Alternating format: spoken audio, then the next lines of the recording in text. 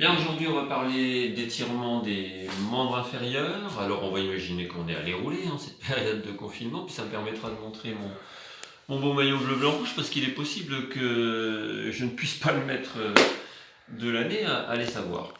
Donc, imaginons que je viens de rouler, que j'ai mal aux pattes. Donc, je commence par faire un étirement ici des mollets.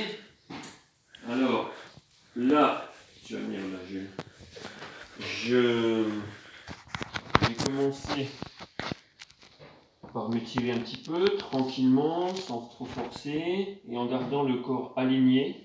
Hein, là, il est aligné. Là, on va dire qu'il est cassé. On verra que l'étirement change. Alors, avant vraiment de faire cet étirement, parlons 2 secondes de la contraction-relâchement. Lorsqu'on contracte un muscle, si le muscle change de position rapidement, intervient un réflexe qu'on appelle réflexe myotatique. Myotatique signifie que myo c'est les muscles et tatique ça renvoie à statique, rester en l'état. Donc un réflexe myotatique c'est un réflexe qui permet à une articulation de rester en état et de revenir rapidement lorsqu'elle est déformée. Par exemple, regardons ma cheville, j'arrive sur une racine, mon pied part comme ça, il revient tout de suite grâce au réflexe myotatique. Et on a découvert que si on contractait fortement un muscle qu'ensuite on le relâchait et qu'on l'étirait ensuite, le réflexe myotatique était d'une certaine manière neutralisé. On parle à ce moment-là de réflexe myotatique inverse, qui fait qu'on peut étirer le muscle plus loin que si on ne l'avait pas contracté auparavant. Ce qu'il fallait démontrer. Petit hommage à Philippe Geluck, le chat. Alors attention, hein. C'est la folie aujourd'hui. Donc, je contracte au début mon mollet, là on voit qu'il est bien contracté. Je relâche, j'étire. Voilà. Alors, je l'ai fait une fois. Pourquoi pas, je recule un petit peu plus mon pied. Je recommence, je contracte de plus en plus haut. Parfois on peut aller jusqu'au pratiquement début d'une crampe. Je relâche, j'étire doucement. Vous remarquerez que là, je conserve l'alignement épaule, bassin, cheville. Donc à ce moment-là, je localise l'étirement sur mon mollet droit. Maintenant, si dans la même position, alors je peux faire ça 3 ou 4 fois, hein, mais si dans la même position maintenant, je commence à étirer, je repousse sur mes épaules et je recule les fesses, alors je modifie l'étirement qui va plus être maintenant localisé sur l'ischio-jambier droit. A noter que la jambe libre peut très bien à ce moment-là venir se placer derrière la jambe qui va être étirée pour la pousser un peu plus, pour repousser le genou. Voilà, si je descends bien les épaules, j'augmente l'étirement dans cette zone-là. A noter qu'il faut quand même faire attention, on peut glisser avec le pied lorsqu'on fait ce genre d'étirement. Si on sent qu'on risque de glisser, alors déjà pas de chaussettes, on est pieds nus, et si on sent qu'on risque de glisser, un petit truc tout simple, on humecte un peu la main, on humecte un peu le pied, et il colle au carrelage. Ça va beaucoup mieux. Donc attention si on a les pieds vraiment secs. Étirement relativement similaire, mais debout, sans se tenir à ce joli meuble ancien, que l'on appelle une mée, n'est-ce pas? Quand il n'y en a pas, il n'y a pas de mée. Alors, je vais faire ce que je vous ai montré tout à l'heure. Là, je passe ma jambe devant celle que je vais étirer. Avec elle, je pousse le genou de la jambe qui va être étirée vers l'arrière. Je tire le menton derrière, le menton devant, pardon. Je tire le menton devant, les fesses derrière. Je regarde loin devant, dos plat comme une table. Je pousse avec mes bras. Je pousse au maximum avec ce pied vers l'arrière pour contracter l'ischio-jambier. Puis je relâche. J'ai l'intention d'aller mettre le ventre par terre ou sur la cuisse là. Le menton reste incliné loin par là, comme si je voulais garder le dos plein. C'est pas possible, ça dépend du niveau de chacun, mais l'idée est là. Je me relâche. J'expire. L'expiration me permet de diminuer le volume thoracique et abdominal, donc de mieux descendre. Variante, sans passer devant. Toujours la même jambe, hein. L'autre côté, c'est la même chose à l'envers. Pareil mais différent. Je fais ça, je tends cette jambe en ayant l'intention de reculer le genou, et l'autre, je l'avance au contraire.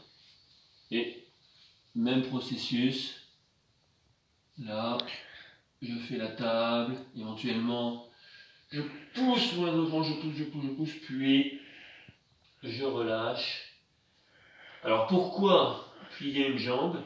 Parce que si je plie une jambe, je localise mieux l'étirement sur un seul membre, et à chaque fois qu'on arrive à s'occuper d'un seul membre à la fois, voire d'un seul muscle à la fois, l'étirement étant plus localisé et plus spécifique et devient plus efficace. Donc pareil, là je me relâche, j'essaie de descendre, etc.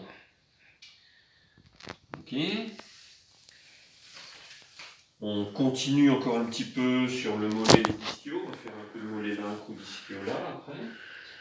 J'ai un escalier devant moi, donc j'improvise à moitié, on va dire. C'est de l'improvisation organisée. Je peux m'en servir pour la contraction-relâchement, là c'est très pratique. Je me sers de ça ou pas, ça dépend si on veut inclure de la proprioception ou pas. Mais si je veux vraiment être concentré que sur l'étirement sans avoir besoin de me rééquilibrer, ce qui peut entraîner des contractions parasites, alors je le tiens. Là, je contracte. Je peux lâcher si je veux, etc. Je suis contracté. Je monte. Puis je relâche. Et je cherche à descendre seulement la cheville. Tout le reste du corps a son poids au-dessus de la cheville. Si vous sentez que c'est un peu trop fort, imaginons l'étirement, ben vous repoussez un petit peu avec la main. Et puis pourquoi pas avec le coude pour retirer un petit peu de poids. Sinon, vous relâchez bien. Et vous étirez fortement le mollet. Ici. Variante moins, on va dire, sollicitante. Je monte mon talon comme ça. Et puis, à partir de là, je pousse. Là, c'est nettement moins sollicitant sur le mollet, mais ça peut suffire. Imaginons qu'on ait une petite blessure ou une petite amplitude, ou qu'on veuille faire ça pour s'échauffer avant de faire l'étirement plus costaud. A l'inverse, si je veux faire voyager l'étirement vers l'ischio, et bien à ce moment-là, je recule mon genou, enfin j'ai l'intention de reculer mon genou et fesses, et le menton va par là. Variante ici, comme de par hasard, il y a un oreiller qui m'attend, pas pour dormir. Je vais mettre une jambe sur ce joli meuble ancien. Voilà. Alors première chose que je peux faire, j'ai l'intention d'écraser ce joli meuble ancien. Donc j'appuie avec mon pied. Voilà. J'appuie donc vers le bas. Je relâche. J'avance en appuyant sur ma jambe avec mes bras pour bien avoir l'ischio-jambier qui est placé en position d'étirement. Et en même temps, j'ai l'intention de reculer la fesse droite. Menton vers le haut. Alors variante, après avec ses mains, on fait ce qu'on veut. Mais l'idée, avant tout, c'est ça, c'est ce positionnement. Je pousse, c'est contracté, je relâche. Hop, ça va là, le ventre va là. J'expire, je descends mon genou, je recule ma fesse, et après on va plus ou moins loin, suivant le niveau de chacun. Variante qui va solliciter aussi le haut du corps, grand dorsal notamment, pas que, mais prioritairement. Je me tourne, donc là j'ai la jambe droite posée sur la main, je me tourne vers la gauche pour me placer, on va dire un peu dans l'alignement de ma jambe qui est posée sur la main. Je monte une main, très haut, très haut, très haut, très haut, très haut, au plafond. Là, j'ai mis cette autre main, on va dire, en blocage pour bien verrouiller, pour bien faire le mouvement. Je la recule un petit peu, donc là, je vais le plus haut possible, puis je relâche, et je viens vers mon pied, là, que je peux attraper, si je peux l'attraper, donc que je peux éventuellement attraper. J'essaie d'avancer cette autre main vers la gauche, d'une certaine manière ouvrir cette fenêtre. Voilà. Donc j'ai un étirement ici et un étirement ici. Ensuite, si je voulais localiser plus sur le mollet, et bien au contraire, je prends mon pied et je le ramène vers moi. Là, on est sur mollet ischio, alors que si je lâche mon pied et que je descends, et que je descends sans rien tenir, je suis sur ischio.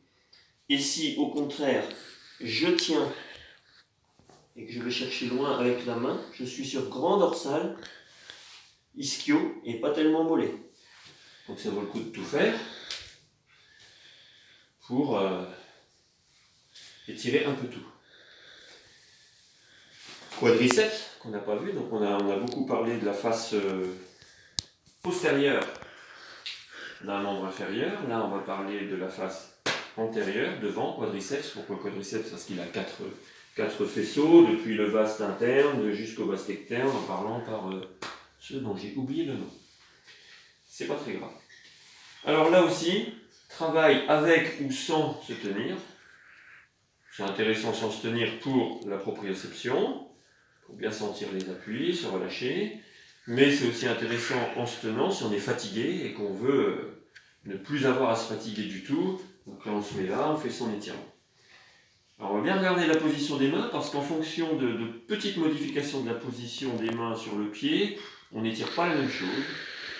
Donc je commence là par monter une jambe, j'attrape au début mon pied au niveau, on va dire, du virage, de l'angulation entre le tibia et le pied.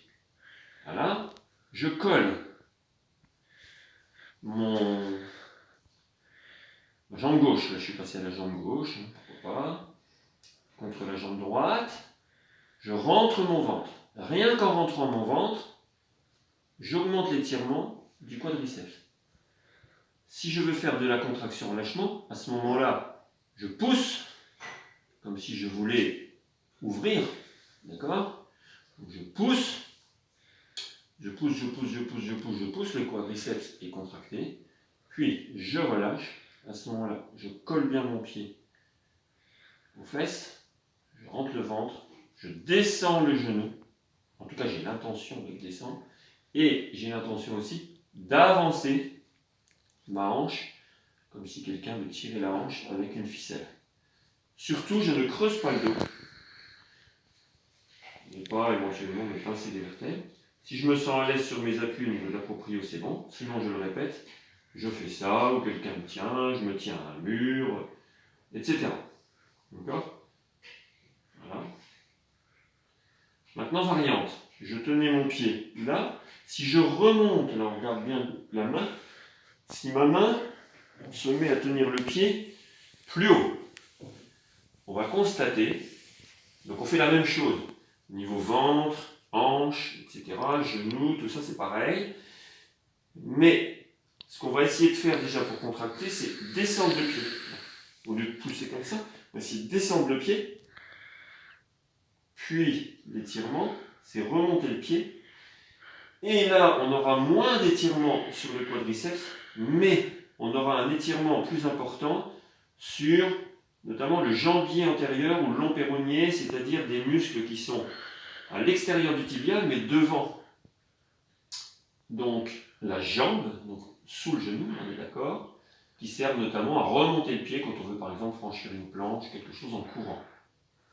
Remonter le pied, quoi. Donc, le fléchir en fait.